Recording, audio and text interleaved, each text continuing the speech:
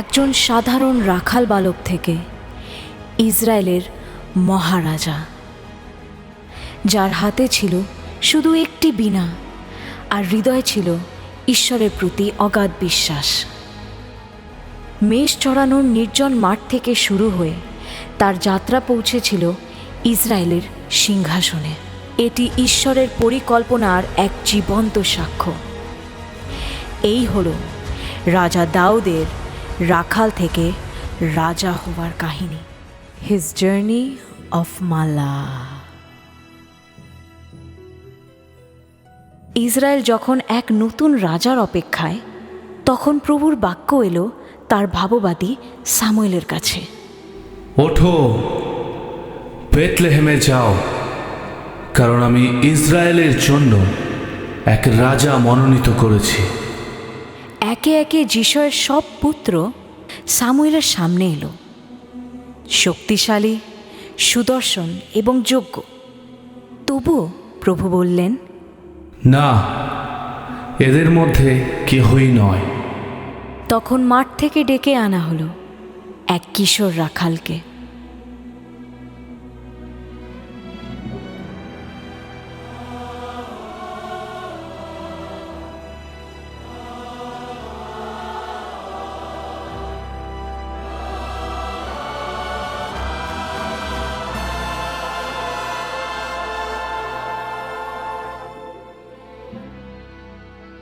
প্রভু, মানুষ যা দেখে আপনি তা দেখেন না। মানুষ বাহ্যিক বিষয় দেখে, কিন্তু আপনি হৃদয়কে দেখেন। আর সেই দিন থেকে প্রভুর আত্মা শক্তির সঙ্গে দাউদের ওপর নেমে এলো।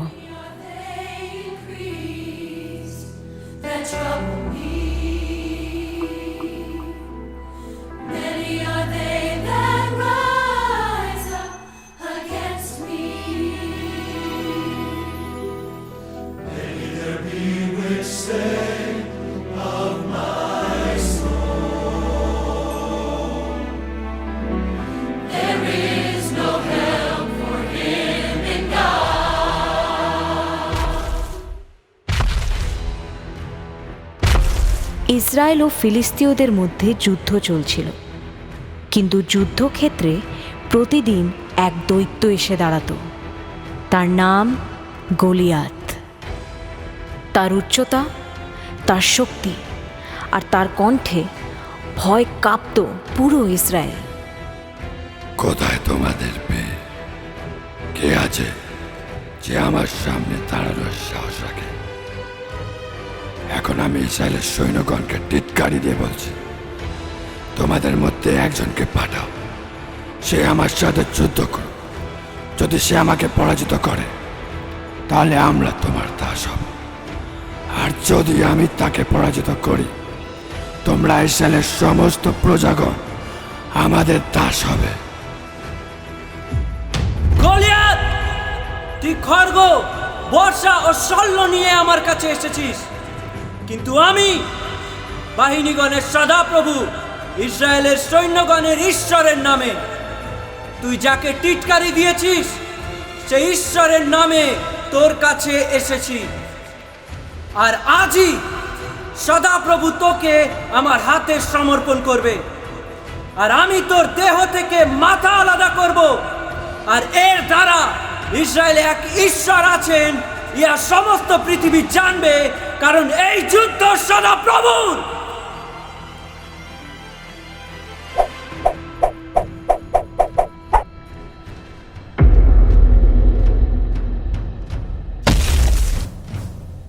গলিয়াতের পতনের পর ইসরায়েলে দাউদের নাম ছড়িয়ে পড়ল।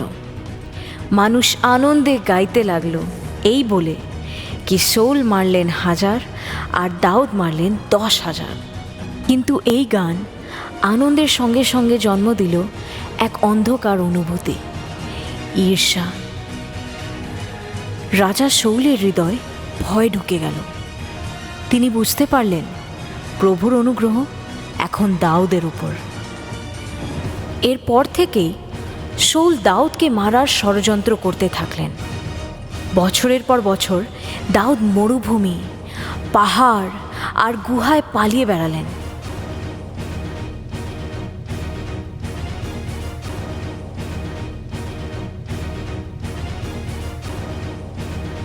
অবশেষে যুদ্ধক্ষেত্রে শৌলের মৃত্যু হল।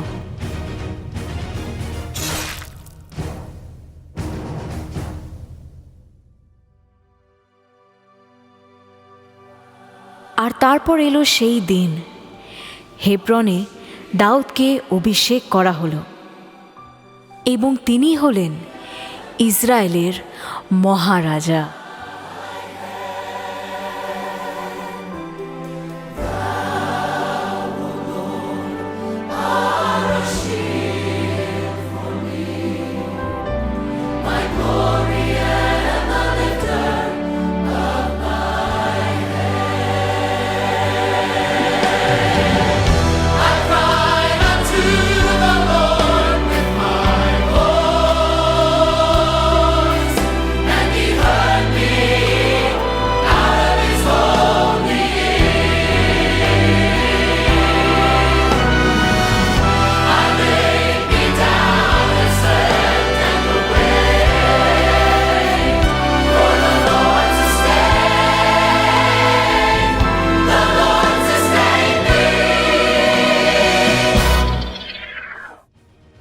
এরপর প্রভুর শক্তিতে রাজা দাউদ একের পর এক শত্রুর বিরুদ্ধে জয়লাভ করলেন।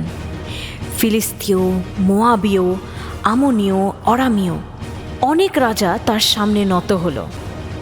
ইসরায়েলের সীমানা বৃদ্ধি হল, রাজ্যে শান্তি প্রতিষ্ঠিত হল।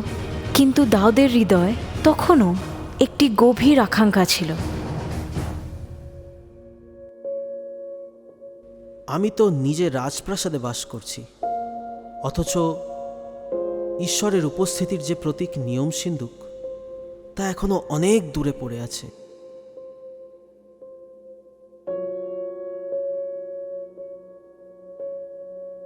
নিয়ম সিন্ধুক, যা একসময় শত্রুর হাতে গিয়েছিল, পরে রাখা হয়েছিল কেরিয়াত জেরিমে বহু বছর ধরে। এখন দাউদের ইচ্ছা রাজ্যের আসল মহিমা, ঈশ্বরের উপস্থিতিকে ফিরিয়ে আনা।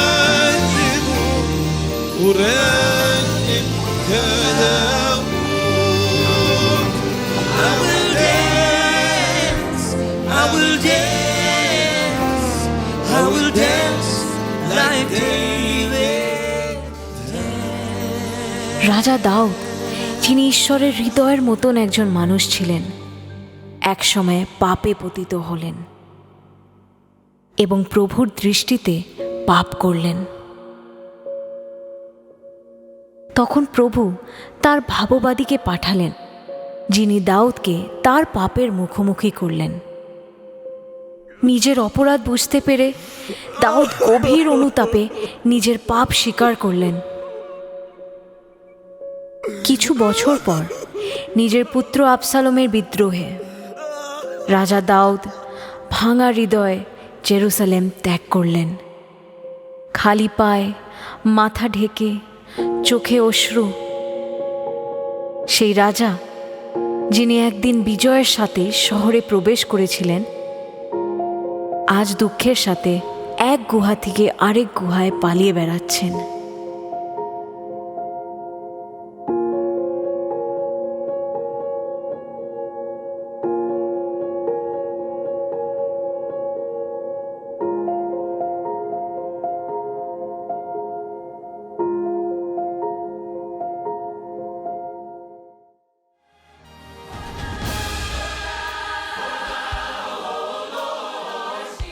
দাউদের সেনারা আবশালোমকে যুদ্ধে পরাজিত করলেন।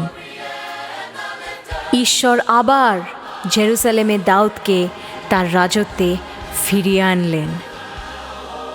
দাউদ জানতেন তার যুদ্ধ শেষ, তার দৌড় প্রায় সম্পূর্ণ।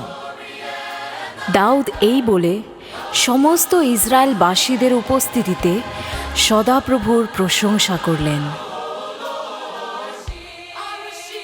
হে সদাপ্রভু, মহত্ব ও ক্ষমতা তোমারই, আর প্রতাপ ও রাজস্বিকতা ও ঐশ্বর্য তোমারই, কারণ স্বর্গে ও মর্তে সব কিছু তোমারই।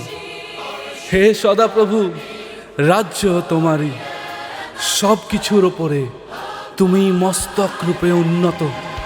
ধন সম্পত্তি ও সম্মান তোমারই কাছ থেকে আসে। তুমি সব কিছুর শাসনকর্তা। শক্তি ও বল তোমারই হাতে। তোমার প্রশংসা হোক হে সদাপ্রভু। আমাদের পূর্বপুরুষ ইসরায়েলের ঈশ্বর অনাদিকাল থেকে অনন্তকাল পর্যন্ত শুধু তোমার এবং শুধু তোমার প্রশংসা হোক। আর এই ছিল রাখাল থেকে রাজা, যোদ্ধা থেকে আরাধনাকারী, পাপ থেকে অনুতাপ, ভাঙ্গন থেকে পুনরুদ্ধার। তার জীবন ছিল ঈশ্বরের করুণার ও পরাক্রমের এক জীবন্ত সাক্ষ্য। The journey of Mala.